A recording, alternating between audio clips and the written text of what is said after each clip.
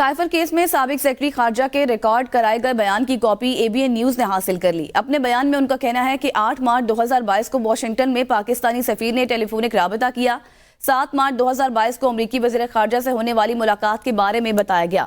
ملاقات میں deputy head of mission اور اس کے ساتھ ساتھ امریکی اتاشی اور اسسٹنٹ سیکرٹری موجود تھے۔ انوار عباسی اس متعلق مزید بتائیں گے۔ جی انوار۔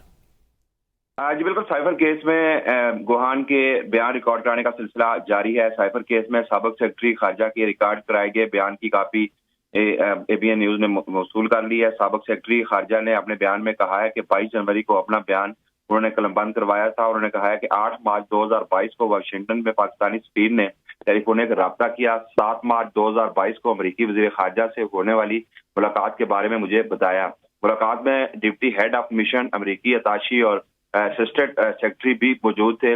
ملاقات میں بتایا گیا کہ وزارت خارجہ کو سائفر ٹیلی گرام موصول ہوا ہے۔ سائفر ٹیلی گرام بند لفافے میں موجود تھا، جسے 8 مارچ 2022 کو حسب گور کے حوالے کیا گیا۔ 22 مارچ 2022 کو سائفر بانی PDI کے نے ایک عوامی جلسے میں لڑایا۔ 27 مارچ صحیح، بہت شکریہ انوار، اس متعلق آپ ہمیں تفصیلاً بتا رہے تھے۔